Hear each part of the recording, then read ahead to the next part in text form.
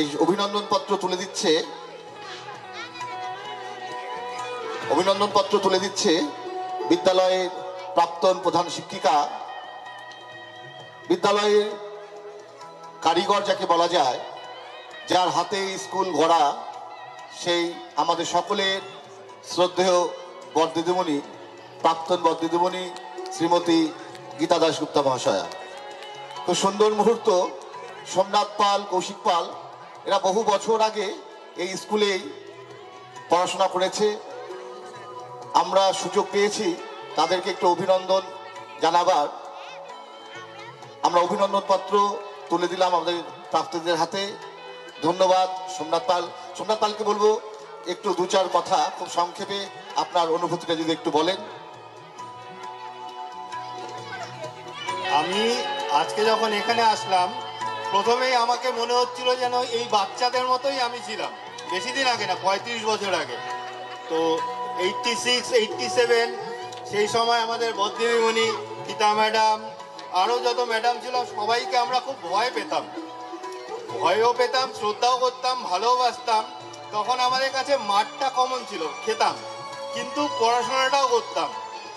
তো সেই যুগে আজকের মতো এত পড়াশোনার কালচার ছিল না যে এই মিডিয়াম ওই মিডিয়াম, এই স্কুল ওই স্কুল। তখন একমাত্র নক্ষত্র ছিল আমাদের শিশুতীর্থ। আজকের ডেটেও, আজকে হয়তো 39 বছর পরেও এই স্কুল উজ্জ্বল নক্ষত্রের মতো ঝকঝক করে যাচ্ছে। ভবিষ্যতে বহুদূর যাবে এই স্কুল। আর এই স্কুল কখন যাবে? যখন এই স্কুলের ছাত্রছাত্রীরা বরাবরের মতো বেরোচ্ছে, তারা বিভিন্ন ক্ষেত্রে নাম করে আছে, আরও করবে। এখন বিভিন্ন স্কুলের কম্পিটিশনের ভিড়ে এই স্কুল, মানে আমার স্কুল, আমাদের স্কুল, বানাহাটের শিশুতীর্থ স্কুল এখনও উজ্জ্বল নক্ষত্রের মতো আছে। কারণ এই স্কুল থেকে বরাবরই প্রচুর ছাত্রছাত্রী বেরোচ্ছে, যারা আজকে বিভিন্ন ক্ষেত্রে তাদের নাম করেছে, ভবিষ্যতেও করবে। আর এই স্কুলের প্রতি একটা আলাদাই আবেগ আর ভালোবাসা আছে। আজকে আমি আবার রিপিট করছি, আমার মনে হচ্ছে যেন আমি এই কচি কাচার মতো ছোট হয়ে গেছি, সেই 35 বছর আগে ফিরে গেছি। নমস্কার। কৌশিক পালকে বলবো দু চার ছিল। তো আমাদের মনের কথাগুলোই বললো। গতকাল রাতেও আমি ছিলাম এখানটায়, স্টেজ যখন সাজানো হচ্ছিল তখনও ছিলাম।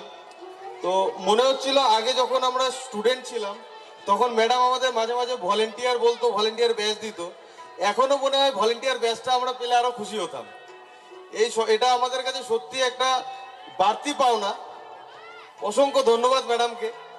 আমাদের ছোটবেলার প্রথম স্কুল, কোনোদিনই ভোলা যায় না, আর ভুলবও না।